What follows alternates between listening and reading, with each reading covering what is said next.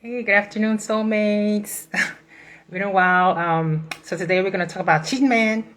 Okay, cheating man and a man who has his was it his like his girlfriend? I can't. No, it wasn't his wife. All right, it was his girlfriend who was saying she she I guess well he was feeling that she was saying things that he wasn't enough, like he wasn't because he's working two jobs and just trying to make her lifestyle or maintain her lifestyle, and apparently she feels like it's not enough even though he's working two jobs. Okay, so haven't seen you guys in a while, had a family emergency, but I'm glad to be back.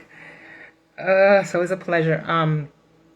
So first, let's talk about cheating men, because I had some men that did come on to me. Like it's a topic recently. I have a friend that was talking about, oh, there's no men that are loyal.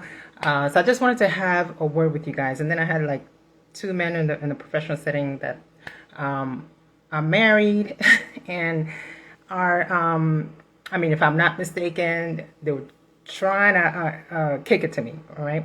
So so now, ladies, I want to have a word with you. Ladies, I want to have a word with you. Let's have a word.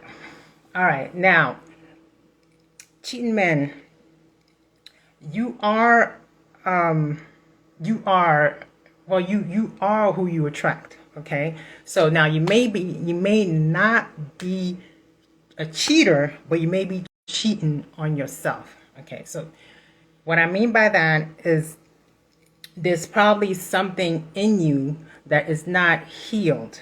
Okay. And then you're going to attract someone who is not healed. Cheating men are not healed men. Okay. They have something that they haven't healed. And that's how they cope with things, by cheating. Okay. Now, if there is something in you that is not healed, you will attract an unhealed man. Okay. Now you may be saying, oh, well, I'm not a cheater, I wouldn't, but you're cheating on yourself when you are not healing. Now there's many tools you can use to heal. Okay. To explore what is not healed in you. You may not be aware that there's something that's not healed, but there are many ways to explore what is not healed in you. Okay. So there's therapy, there's silent meditation, there's all types of stuff that you can use to make sure that you're walking around healed. To be honest with you, maybe 2 out of 10 women walking down the street are healed women. Okay. And they take care of their mental health. They take care of their spiritual health. I'm telling you, about 10, when you count 10, only 2 are healed and healthy. I mean, that's something that we need to be concerned about. Okay. Now you can tell when you're not healed, when you are easily triggered, easily angered, fits of rage, or other things may come up. Maybe somatization in the health field, in the mental health field, is when it comes up in your body. Okay. So be sure you are exploring what is not healed in yourself. So just to summarize, right? You are who you attract. Okay. You are who you meet. Okay. So you have people that never date men that cheat. They always date good guys. That's because they have seen an example of a healthy relationship with their parents. A lot of us don't have that. Okay. So what we have to do the work ourselves. We have to figure out what is not healed and use a tool to get it healed. Okay. That way, that's the secret to finding a good man, ladies. Boom. That's it. That's the secret to finding a good man that will never cheat. Okay. Is when you are healed, right? When you are healed, you attract a healed man, a healed, healthy man. And he doesn't have to be deceitful in relationships. A man that is deceitful in relationship is not healed. Okay. So you attract who you are, and let me just end it right there. It's just like it was coming up this, this past few weeks. I had people in professional setting, like they married, they coming to me, oh, do you have any issues and blah, blah, blah. No, so I could tell you my problems and then we could start a relationship. No, I'm not doing that, okay? And you'll be able, your radar for cheating men will be so high once you're healed, because you could sense a healed person, a healed, healthy person. All right, let me stop talking about this. All right, let's go. Let's go to the tea. Let's go to the tea. All right, so this gentleman is saying that his woman is not doesn't feel like he's enough. He's working 2 jobs, and she feels like he's not enough because he's not able to support her lifestyle, right? The lifestyle that she wants. Now she's used to dating ballers, right? They may not be legally getting that money, right? But that's what she's used to. She's spoiled, and that's what she's used to. Now, what does he do? Now, possibility of her. Let's look at her point of view. We gotta look at both point of view, because when you coaching a couple, it's always you got to look at both sides. Like you coaching them as a unit, because that's what they're supposed to be. That's what they were. That's why God put them together, to become a unit, to grow. Okay, so you coach them as a unit. You can't coach one here, then they're going to keep clashing, right? So let's take a look at her side as well. All right, so maybe she grew up around women that were teaching her to date ballers, right? Date someone with money, blah, blah, blah, blah. All that matters is money, right? Make sure he got that money, blah, blah, blah, blah. Right? And then, now at his point, he's probably just a decent man, making decent money. At one point, he was making more money than he used to, right? And life happens, right?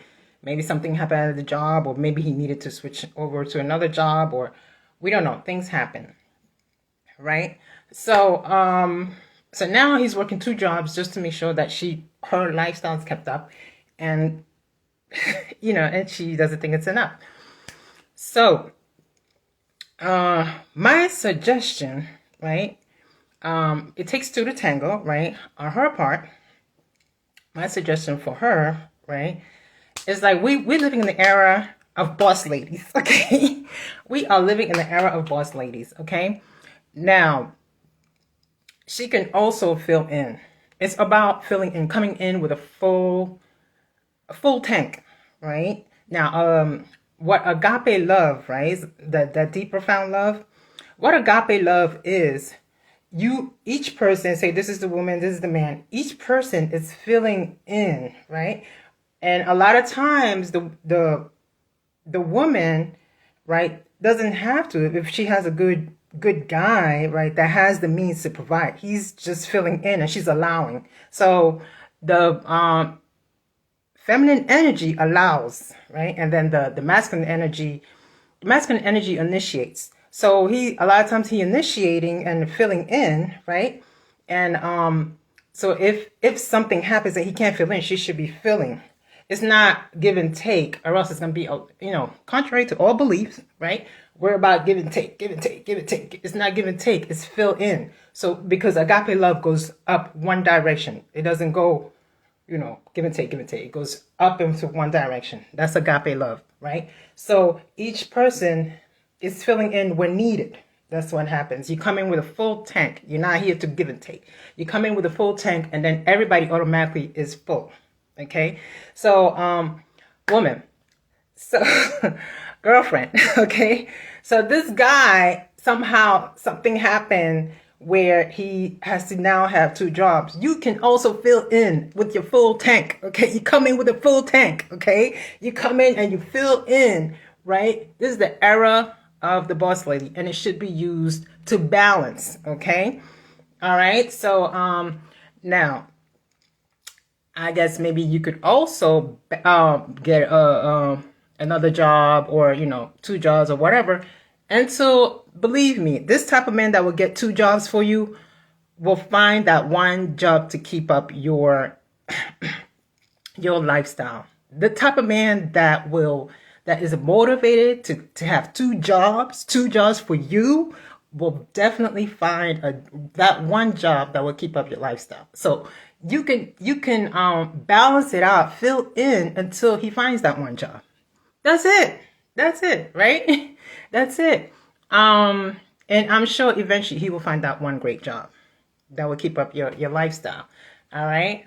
Now, with him, what I have to say is, you can also check out Love Savvy Workshop, which has generational wealth tips and plans. Okay.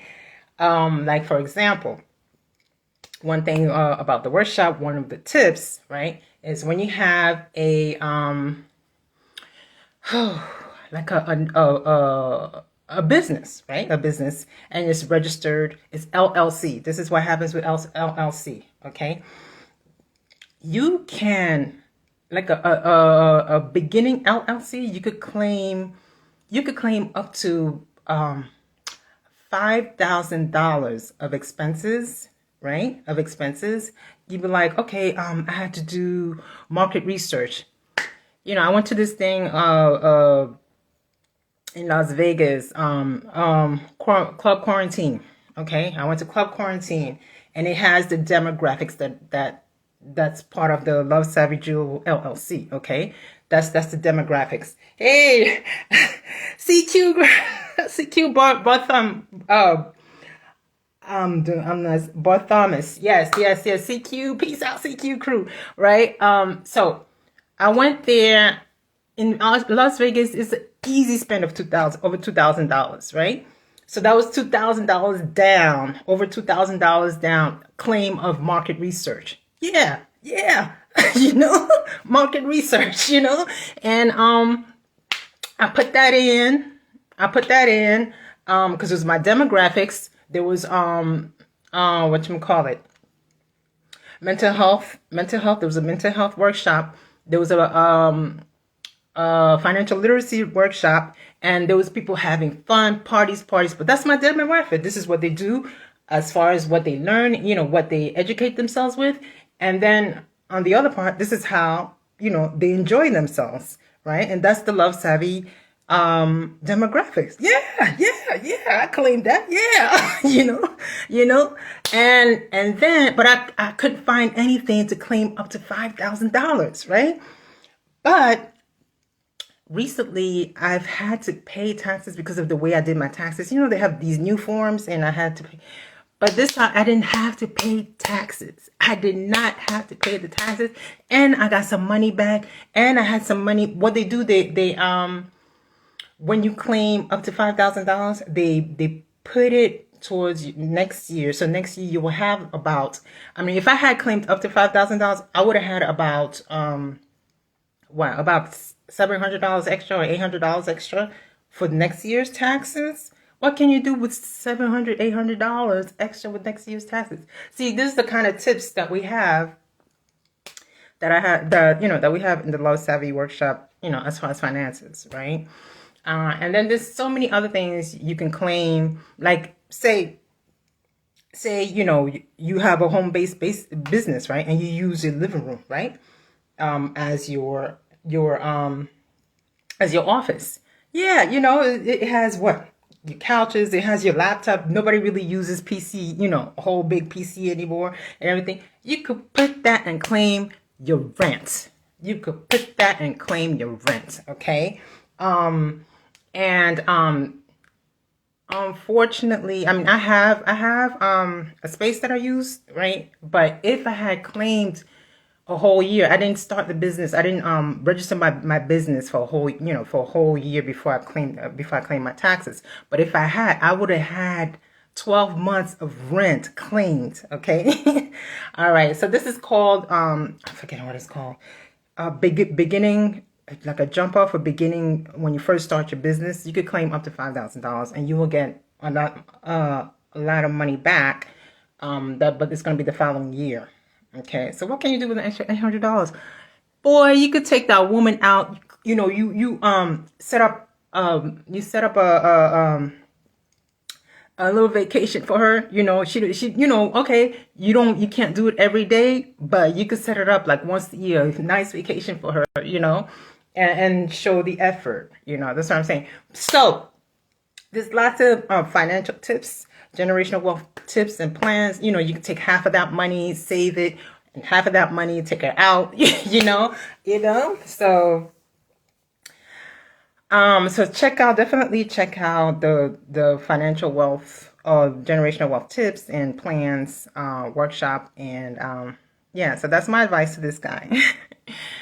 So next time, I haven't found. I haven't really gotten a interesting interesting questions on relationship recently, but I'm sure someone will come up. Something will come up. But thank you for watching, you guys. I'll see you next time. Peace and so.